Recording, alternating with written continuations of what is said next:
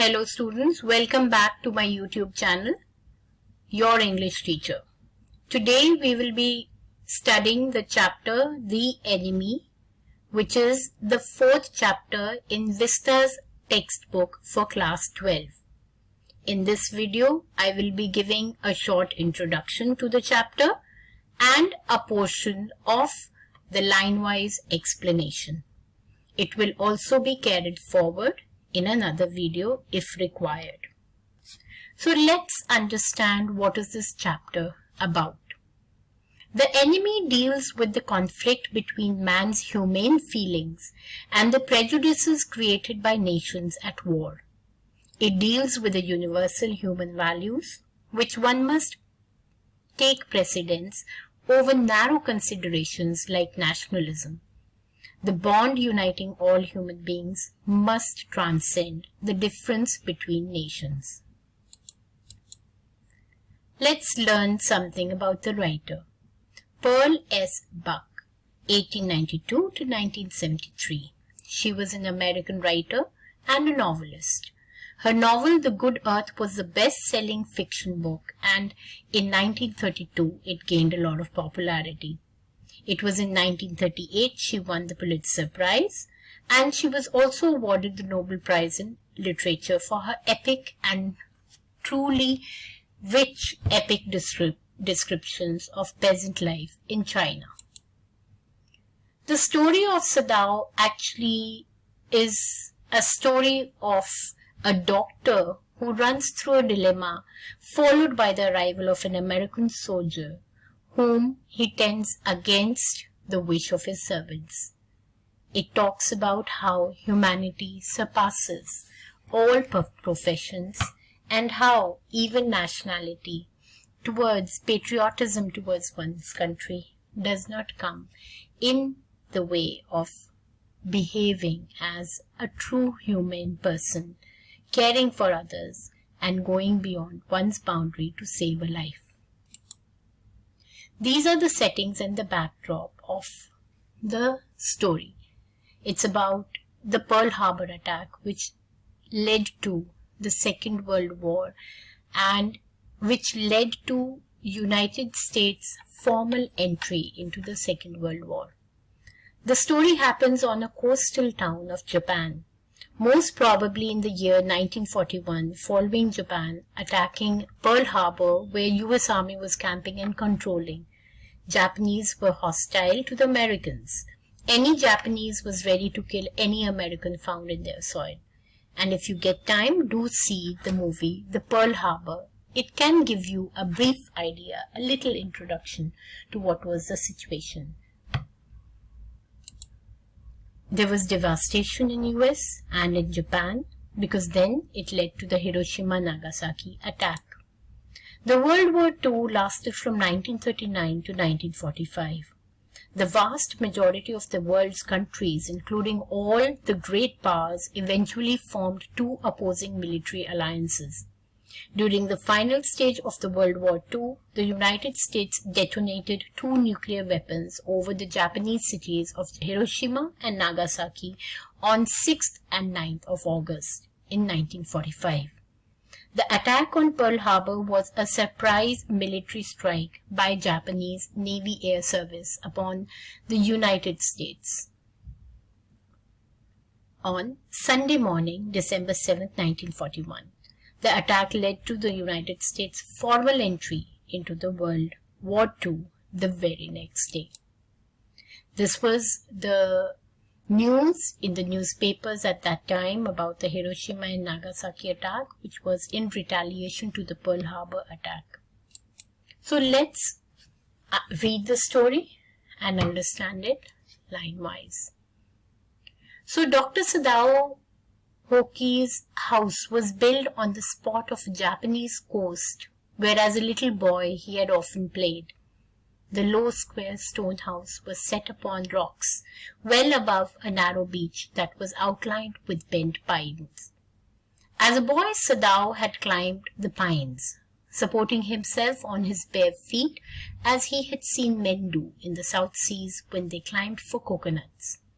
His father had taken him often to the islands of those seas, and never had he failed to say to the little brave boy at his side, "Those islands yonder, they are the stepping stones to the future for Japan." "Where shall we step from them?" Sadao had asked seriously. "Who knows?" his father had answered. "Who can limit our future? It depends upon what we make it."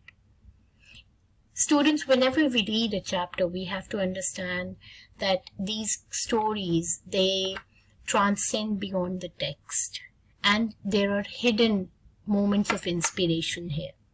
The conversation between the father and the son here is depictive of what ambitions the father had and what he expected his brave boy and his country to do, to expand beyond limits. So as a reader, as a child, I would also look at this as a way of inspiration, that never ever should even the sky be the limit for you.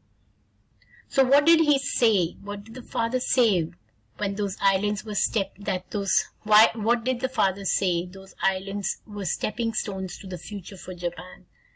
He said that because he believed that there was nothing that could ever stop them from exploring and growing in future. Let's go to the next page. Sadao had taken into his mind, as he did everything his father said, his father who never joked or played with him, but who spent infinite pains upon him, who was his only son. So he was a very strict father. Sadao knew that his education was his father's chief concern. For this reason, he had been sent at 22 to America to learn all that he could learn of surgery and medicine. He had come back at 30, and before his father died, he had seen Sadao become a famous, not only as a surgeon, but as a scientist, because he was perfecting a discovery which would render wounds. He was entirely clean. So Sadao, before Sadao's father died, he was able to see Sadao as a popular surgeon as well as a scientist. Sadao was working on some research which would ensure that when wounds were stitched, they would not leave any marks. Also, he knew that was the reason why he was not sent abroad with the troops, because Sadao is working with the army, in the army, and he is a favorite of the general. And that was the reason why he was not sent with the troops. Also, he knew there was some slight danger that the old general might need an operation for his condition, for which he was now being treated medically, and for this possibility, Sadao was being kept in Japan. This is a common point of discussion here, that Sadao worked for the general, worked in the army, and Sadao was a rare asset to the army as well as to the general. To the army because he was working, to the nation and the army because he was working on some discovery that would render wounds clean. And for the general, he was also an asset because the general used to keep ill and he trusted no other than Sadao. So he was afraid that if he would send Sadao along with the army troops to fight, in case he might need him, the general might need him, whom would he rely upon? Clouds were rising from the ocean now. The unexpected warmth of the past few days had at night drawn heavy fog from the cold waves. Sadao watched mists hide outlines of a little island near the shore and then come creeping up the beach below the house. So this is a description. It was a foggy time. Breathing around the pines. In a few minutes, fog would be wrapped out about the house too. Then he would go into his room where Hannah, his wife, would be waiting for him with the 2 children. But at this moment, the door opened and she looked out. That is Hannah, a dark blue woolen harori over her kimono. She came to him affectionately and pulled her arm through his as he stood, smiled and said nothing. He had met Hannah in America, but he had waited to fall in love with her until he was sure that she was Japanese. His father would never have received her unless she had been pure in her race. He wondered often whom he would have married had he not, if he had not met Hannah, and by what luck he had found her in the most casual way, by chance, literally. So here we get a glimpse of what regard Sadao had for his father. He had so much regard that even though he liked Hannah, he waited to fall in love till he made sure that Hannah was a pure Japanese. So this shows Sadao's regard for his father. And it seems as if he met her by chance, literally. How was that? He said that at an American professor's house he met her by chance.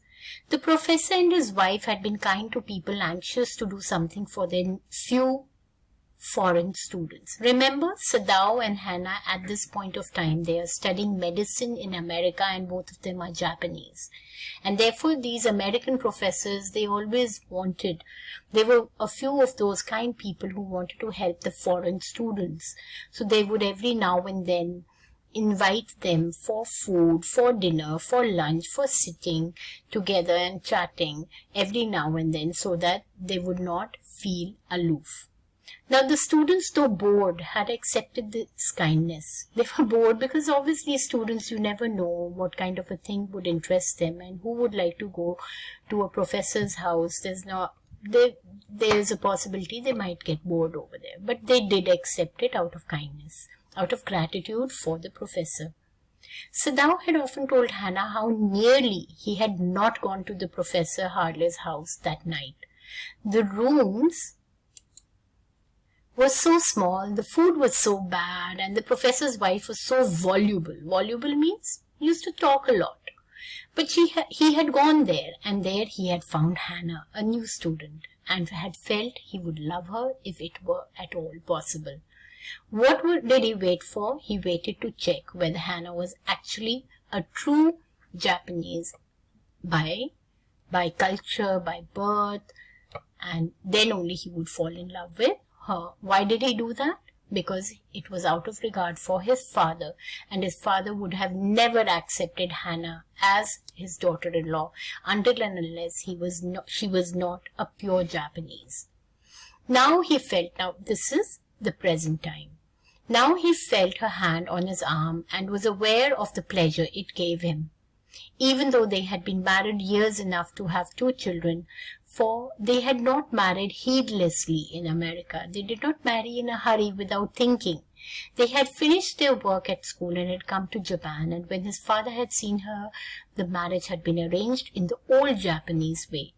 So we find glimpses of how much regard Sadao had for his father.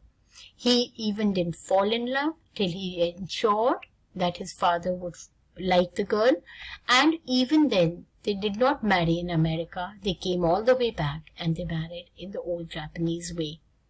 Although Sadao and Hannah had talked over everything beforehand, they were perfectly happy, and she laid her cheek against his arm. It was at this moment that both of them saw something black come out of the mists. It was a man. Now, what is the position over here? Sadao and Hannah are standing outside their house, and they're looking into the frost, into the fog, and they're looking, just whiling away time and remembering old times. And then suddenly they see that it was a man that had flung out of this ocean, flung, it seemed, to his feet by a breaker. Breaker means it could either refer to the large wave, or it could also refer to the stones. It was something that braked his straight walk. He staggered, that means he limped, and it seemed as if he was trying to balance himself a few steps. His body outlined against the mist, because it was misty, and therefore there was no clear vision. His arms above his head, and then he curled mists. Then the curled mists hid him again. "Who is that?" Hannah cried. She dropped Sadao's arm, and they both leaned over the railing of the veranda. Now they saw him again. The man was on his hands and knees crawling. Then they saw him fall on his face and lie there. A fisherman, perhaps, Sadao said, washed from his boat. He ran quickly down the steps, and behind him Hannah came, her wide sleeves flying. A mile or two away from either side, there were fishing villages, but there was only the bare and lonely coast, dangerous with rocks. The surf beyond the beach was spiked with rocks. So that area, it was not a clear beach where you could just walk into the water. It was actually a beach which was all the way spread with rocks, and it was not easy for anybody to come from the sea directly onto the beach. And anybody who did that, he must have been injured by the spiked rocks. Somehow the man had managed to come through them. He must be badly torn. They saw when they came toward him that indeed it was so. The sand on one side of him had already a stain of red soaking dough. That means he was bleeding. So this also shows that Sadao, he's a doctor, and he will definitely be concerned about an injured person. So he ran towards the injured person without even thinking twice. "He is wounded," Sadao exclaimed. He made haste to the man, who lay motionless, his face in the sand, an old cap stuck to his head, soaked with sea water. He was in the wet rags of garments, and Sadao stopped Hannah at his side and turned the man's head, and then they saw his face. "A white man," whispered Hannah. Yes, it was a white man.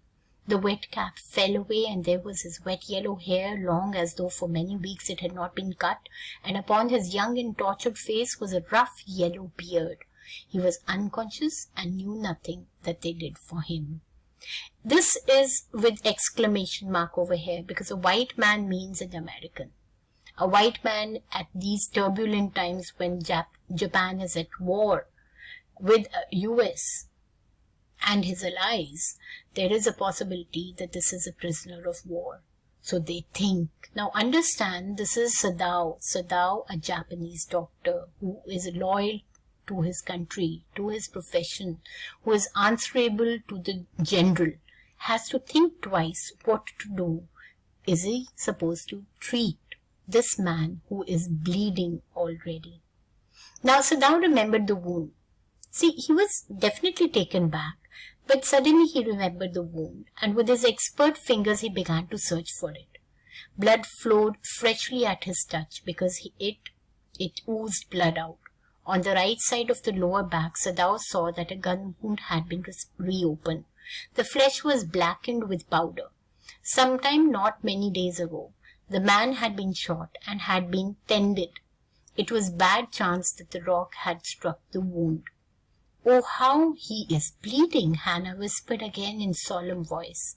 So definitely he has been hit, and his injury has been identified as a gun wound, and that wound has been ripped open, maybe because of the spiked rocks, and therefore that wound was severely further dangerous. "Oh, how he is bleeding," said Hannah. The mist screened them now completely. That's important, because nobody should see that these are two Japanese nationalists who are actually helping a white man.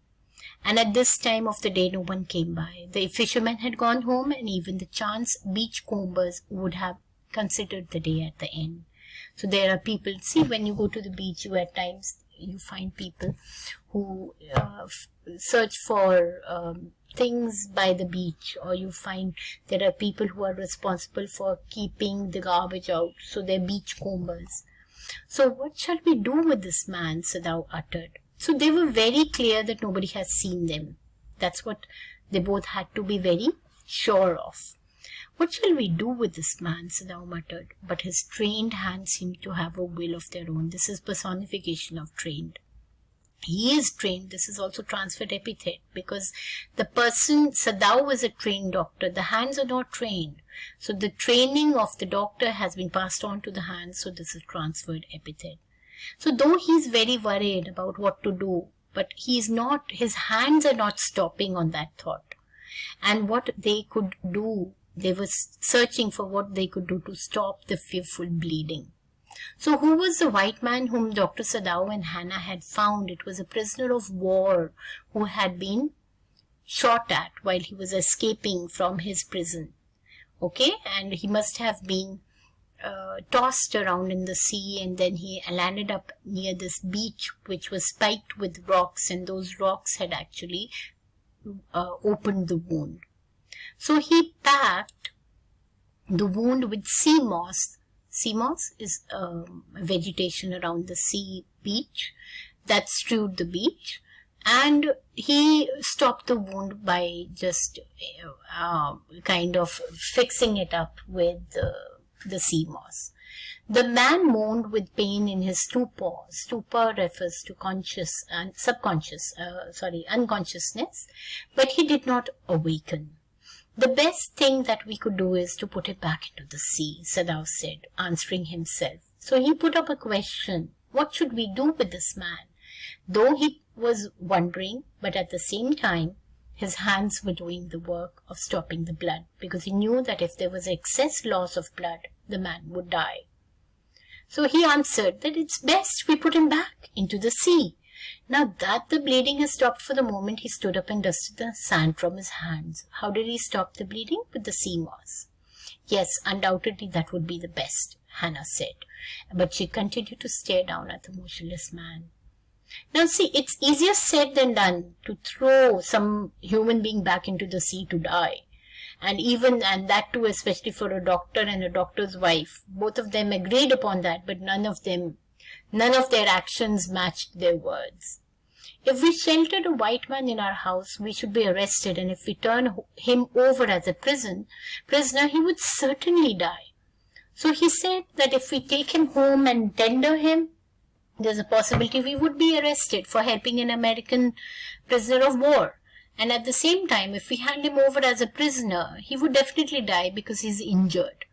And that was also some concern for Sadao, because Sadao is definitely a Japanese, but at the same time he's also a doctor, and doctors have been taught to save lives and not kill. The kindest thing that would be to put him back into the sea, Hannah said, but neither of them moved again. They were staring at with curious repulsion upon the inert figure. What is he? There's something about him that looks American, Sadao said, and he looked at the battered cap. Yes, almost gone was a faint lettering. A sailor from an American warship, and he spelled it out, U.S. Navy. The man was a prisoner of war.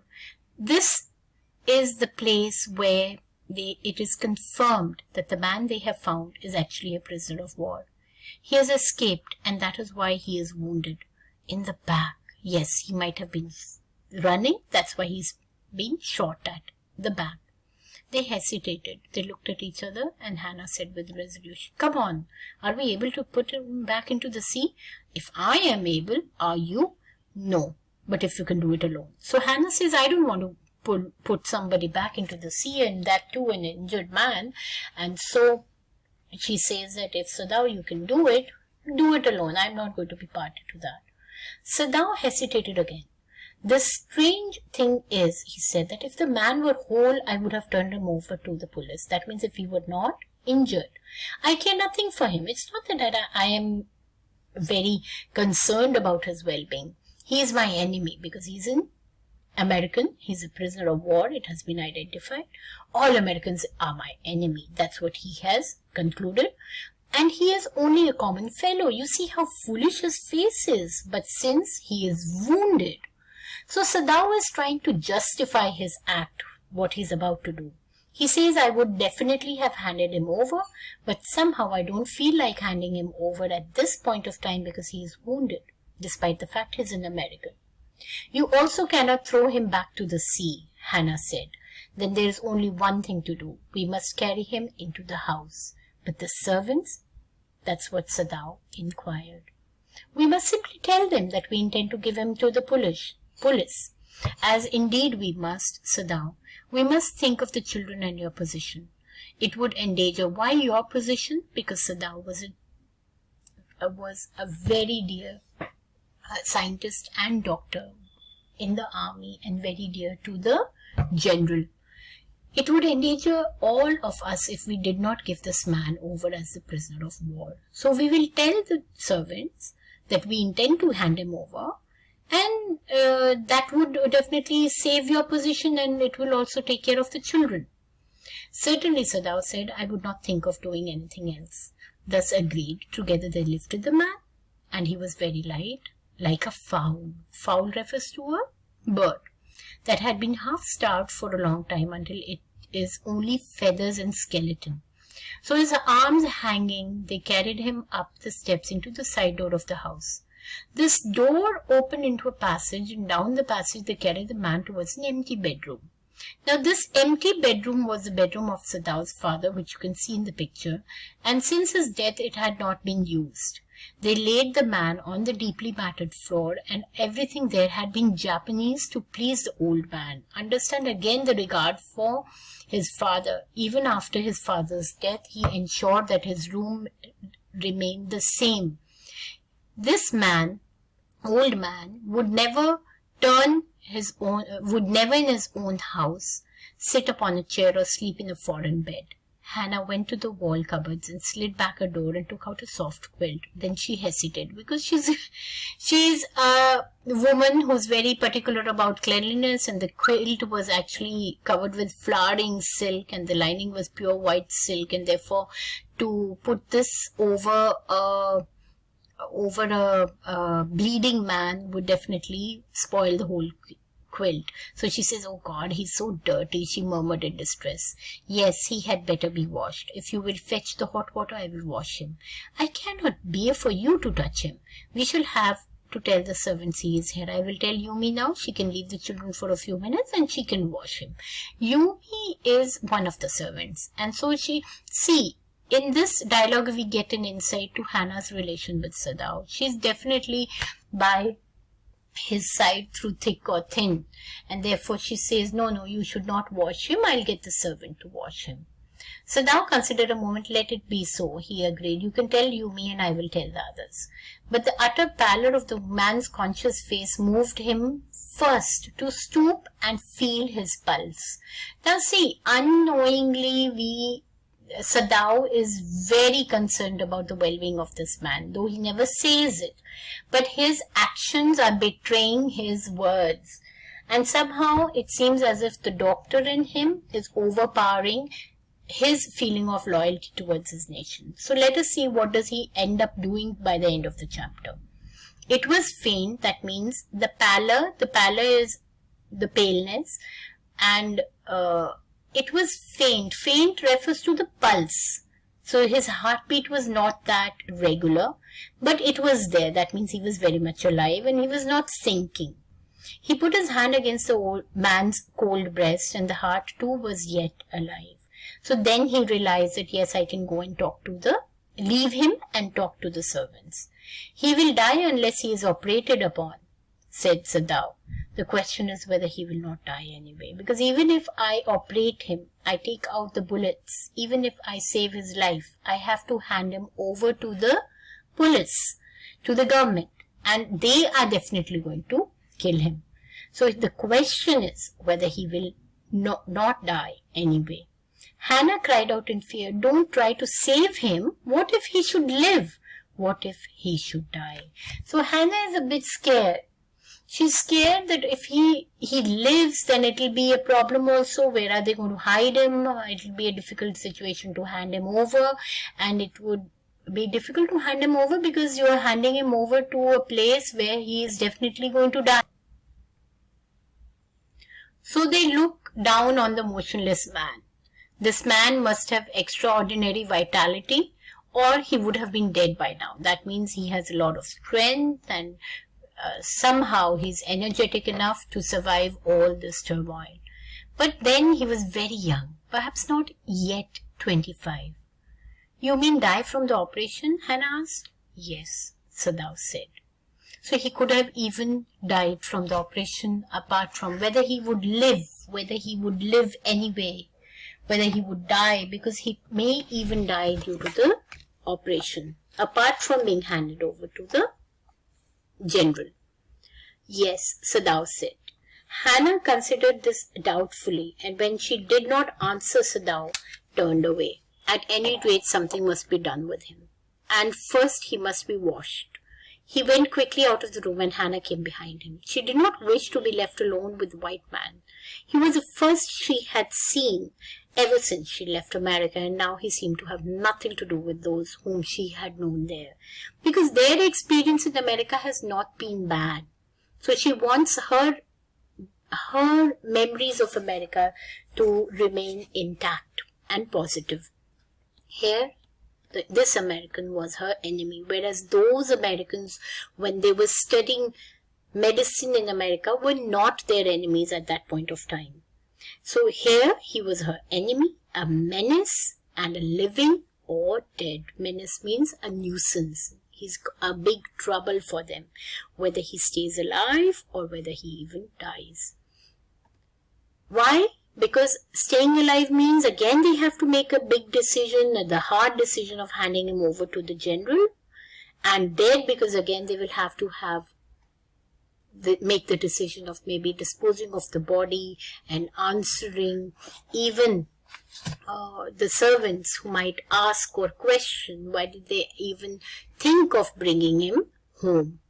She turned to the nursery and called, "Yumi," but the children heard her voice and she had to go in for a moment and smile at them and play with the baby boy, now nearly 3 months old.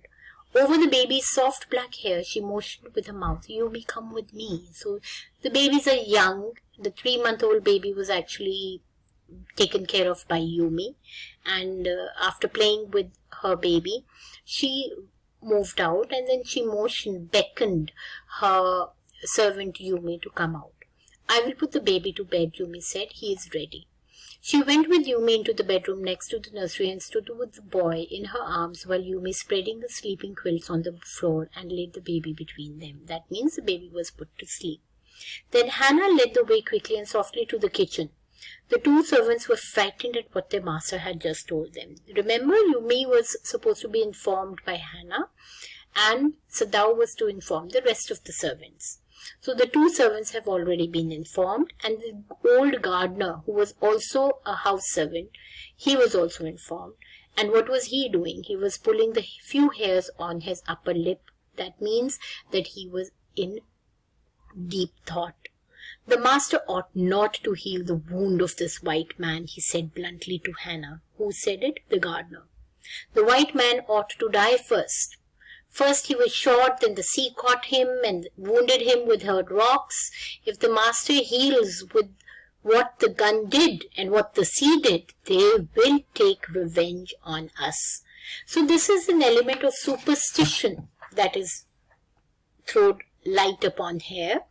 The gardener believes that in case his master tries to save a life that the sea and the gun are trying to kill, there's a possibility the sea and the gun would take revenge upon those who helped to save the life of that person.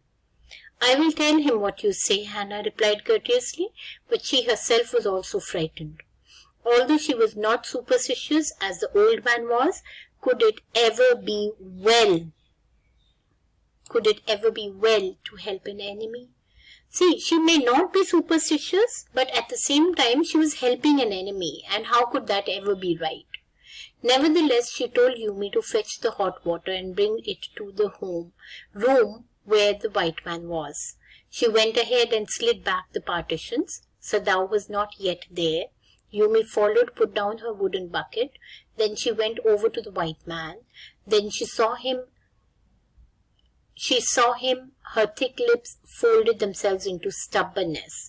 "I have never washed a white man," Yumi said. "I will not wash so dirty a one now."